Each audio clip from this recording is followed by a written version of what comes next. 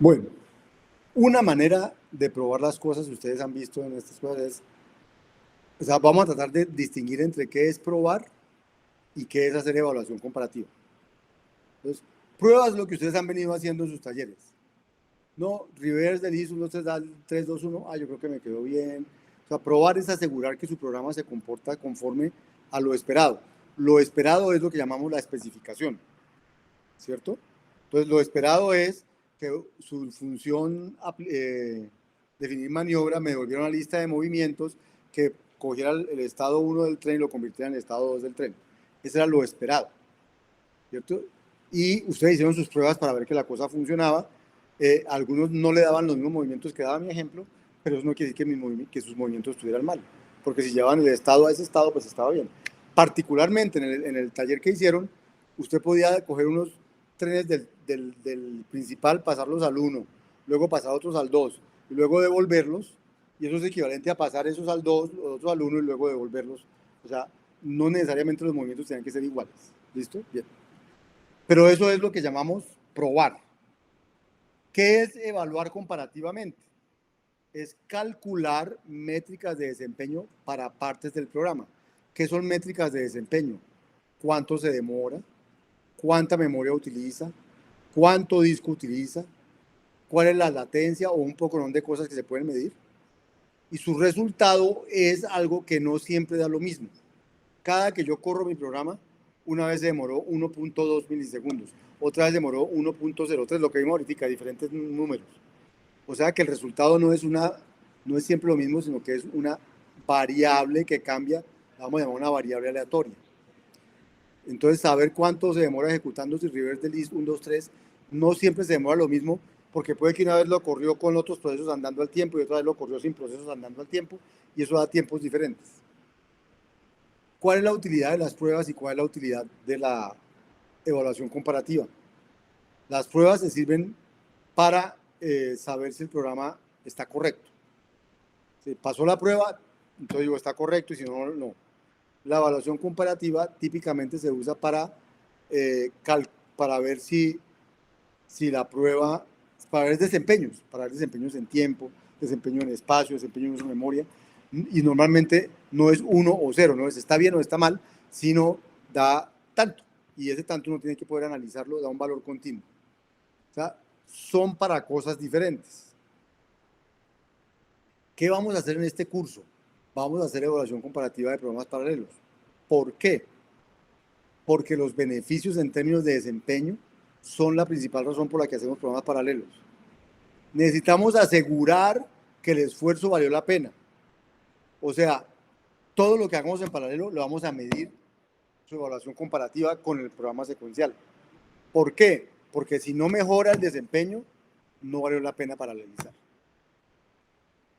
Solo vale la pena paralelizar si mejora el desempeño y entonces vamos a hacer evaluación comparativa para eso. La evaluación comparativa de programas paralelos es mucho más importante que la de los programas secuenciales. ¿Por qué? Porque el solo hecho de paralelizar es un cuello de botella. Ustedes ya vieron, hacer paralelización y paralización y paralización va dando muchas cosas en paralelo, gestionar eso es un cuello de botella. Entonces, la evaluación comparativa de programas paralelos es más importante que en los programas secuenciales. En los programas secuenciales la asintótica es muy útil, pero en los programas paralelos es más útil la evaluación comparativa que la asintótica. La asintótica es difícil de hacer. ¿De qué depende el desempeño de un programa en paralelo? Pues el desempeño depende de muchos factores. 1, la velocidad del procesador. 2, ¿cuántos procesadores tengo? 3, latencia y rendimiento del acceso a la memoria. La latencia es como cuánto me demoro en yo decir a la memoria qué valor hay allí y la memoria devolverme. Entonces hay unas que son más rápidas, otras que son más demoraditas. El acceso al disco duro tiene una latencia más larga que el acceso a la memoria RAM. Todas esas cosas influyen en el rendimiento de un programa. La memoria caché. Típicamente los computadores vienen con memoria caché en donde tratan de poner cosas que se acceden más rápidamente que si no está en la memoria caché. Pero entonces el manejo de la memoria caché va a influir en el desempeño del programa. Y su comportamiento en tiempo de ejecución. Entonces, por ejemplo, tenemos recolección de basura. Entonces, cuando el recolector de basura empieza a funcionar, mi programa se suspende. Eso cuenta en el tiempo de ejecución de mi programa. Cuando hay compilación just in time, no sé si han oído hablar de eso, hay programas que cuando están corriendo encuentran una optimización y hacen una compilación de optimización just in time, y eso le toma un tiempo. Solo que de ahí en adelante, cada que pasa por ahí, lo hace más rápido. Pero esas compilaciones just in time, usted no sabe cuándo van a ocurrir. Y le pueden que cuando usted esté midiendo el tiempo que se demoró algo, esté incluyendo una compilación just in time que ocurrió y que usted no se dio cuenta.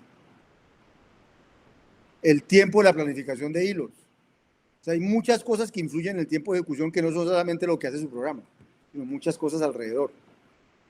Entonces, medir cuánto se demora su programa exactamente, pues va a ser imposible. Entonces, medir el desempeño es difícil, pues típicamente la métrica se comporta aleatoriamente. ¿Qué hacer si se comporta aleatoriamente? Pues hacer muchas pruebas, múltiples repeticiones, tratarlo estadísticamente para saber la media, la varianza, y entonces usted finalmente va a dar es un valor promedio, una varianza, una cosa de esas, o sea, lo trata estadísticamente. Si hay un caso muy raro, ¿no? Se demoró 80 milisegundos y todas las otras 10, 10, 10 y uno se demoró 80, es tan raro. Entonces, decirle, no, ese no es un caso normal, eliminarlo, se llama eliminar los outliers, los casos extremos, los casos que no son el caso promedio, que no son típicos. Medir en estado estable. Entonces, cuando usted empieza a ejecutar un programa, entonces él va a tener que traer el programa a la memoria, va a tener que hacer un poco de adecuaciones. Entonces, la primera vez que lo ejecuta no es la vez que lo ejecuta más rápido. La segunda ya está en memoria, entonces se gana ese tiempo. La tercera, la cuarta, esa está ya en memoria. Entonces, los programas necesitan un tiempo de, llaman de calentamiento o warm-up para estar corriendo en modo estable. Y es mejor medir el modo estable que medir cuando estén empezando. Y prevenir anomalías, o sea, recolección de basura, compilación just in time, optimizaciones agresivas. O sea, necesito medir mi desempeño teniendo en cuenta todo eso. Entonces, para medir el desempeño teniendo en cuenta todo eso, es que proveen el paquete Scalameter. Voy a poner una vez aquí. ¿Qué tiene Scalameter? Entonces, Scalameter es un marco para la evaluación comparativa y pruebas de rendimiento usando análisis de regresión para la máquina virtual de Java. ¿Qué tiene? Pruebas de rendimiento usando análisis de regresión. Compara el desempeño en la ejecución actual del programa contra el desempeño en ejecuciones previas. Sirve para hacer evaluación comparativa. Mide el desempeño de la ejecución actual del programa. En este curso nos vamos a enfocar en esta cosa que se llama benchmarking, que es hacer evaluación de desempeño, como les voy a contar. Entonces, miren cómo vamos a usar Scalameter. Entonces, primero que todo, para usar Scalameter se necesita tener la librería de Scalameter.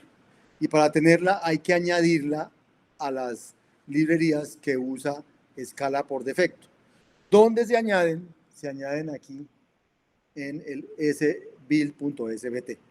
Entonces, su build sbt por ahora ha sido ignorado por ustedes. Entonces, esa vaina existe, pero no sabemos para qué existe.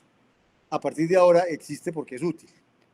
Porque allí se meten cositas sobre la compilación, sobre configuración, pero entre otras cosas se meten las dependencias que voy a usar. Entonces, nosotros yo les voy a compartir un build.sbt que tiene las dependencias que quiero que usemos. Quiero que usemos el Scalameter con esta versión, entonces yo les voy a pasar eso. Quiero que usemos, hoy no, pero en la próxima, una cosa que llaman las colecciones paralelas de escala, ¿sí? Y esta no sé por qué está, pero bueno, digamos, quiero que usemos unas, que yo ya las tengo aquí, entonces, que son las que mencionan aquí, en esta diapositiva. Una vez yo tengo esas dependencias, entonces voy a poder importar el paquete y usarlo, que es lo que voy a hacer, usando el Scalameter. Entonces, de hecho, yo ya creo que yo ya lo hice porque ya hice medidas, ¿cierto?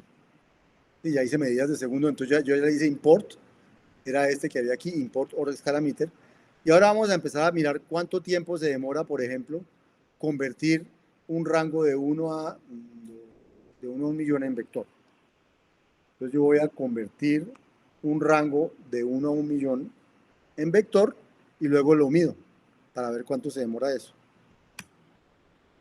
Entonces se demoró 91, voy a volverlo a hacer. Se demoró 77, voy a volverlo a hacer. Se demoró 76, 72. Diferente, ¿cierto? 67, 64, 66. Entonces uno dice, no, si yo medí cuando movió 90, entonces hice una medida que realmente no es la medida estándar, no es la estadísticamente que se da. Entonces, si yo mido muchas veces, puede que en una de esas medidas haya habido recolección de basura, compilación just in time, bueno, muchas cosas que hacen que el tiempo no dio el mismo. Entonces, esta librería trae una cosa que dice que haga calentamiento antes de medir. Entonces dice, haga un calentamiento, o sea, lo que les decía ahorita, no ejecute el programa hasta que no esté estable. Entonces, eso se hace con este with warmer. Entonces, con el calentador que se llama el calentador por defecto, haga esta medida.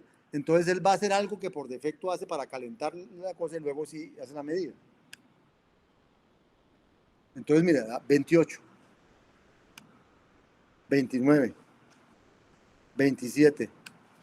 O sea que esos 70 milisegundos había un montonón que no correspondían realmente a la medida de lo que está haciendo mi función, mi operador, sino que corresponde a otras cosas que si yo hago la medición del tiempo así nomás por cronómetro, no las estoy viendo. Entonces, este señor sí las va a ver. Entonces, por eso es bueno ejecutar sus medidas con calentadores, porque el calentador les va a evitar, les va a medir mejor lo que está pasando con sus cosas. ¿Listo? Y en general,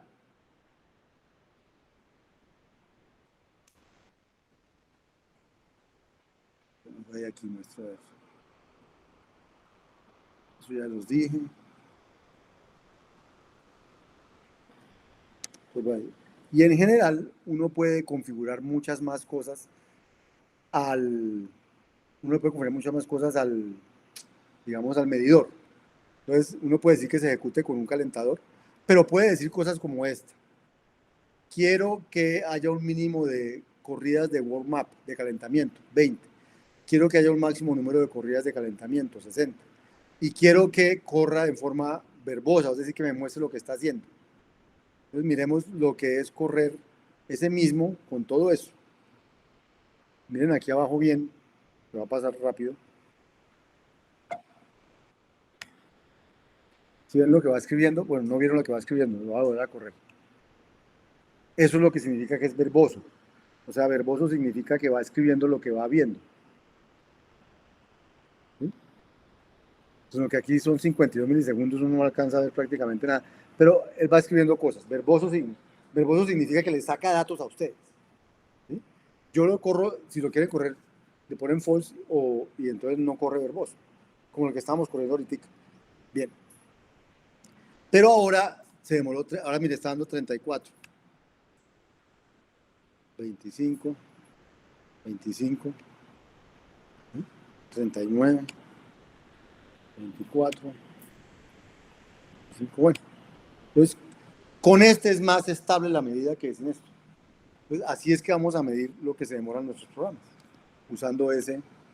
Entonces, miren, lo que dice aquí es que la máquina virtual tiene que calentarse. ¿Cierto? ¿Qué significa eso? Cuando usted lanza un programa, la máquina virtual calcula un tiempo de calentamiento antes que el programa logre su máximo desempeño. Primero el programa es interpretado en la máquina. Luego algunas partes del programa se compilan a código de máquina. Más tarde la JVM puede decir aplicar optimizaciones adicionales. Finalmente el código alcanza un estado estable. Entonces el escalameter, cuando uno le dice calentamiento, es cuando lo que hace es tratar que las medidas se tomen en estado estable. No vamos a entrar en mucho detalle en eso, lo acabamos de ver en vivo, para eso es que usamos el escalameter. Y eso es lo que acabamos de ver en vivo, yo creo que no tengo mucho más que decir. Bueno, también se pueden medir, se puede decir que ignore el tiempo de recolección de basura, o que haga eliminación de outliers, o que me mida la memoria. Memory footprint es para que me mida la memoria que uso y no, pues aquí le digo, mi medidor con memory footprint y ahí dan una medida, entonces ahora me mide cuánta memoria uso, no me mide cuánto tiempo me demoré haciendo eso, sino cuánta memoria usé. Entonces ustedes podrán usar escalameters de la mejor manera que necesiten en el curso, lo vamos a usar para medir tiempos de nuestras cosas. Y eso es todo por hoy, desde el punto de vista de paralelismo.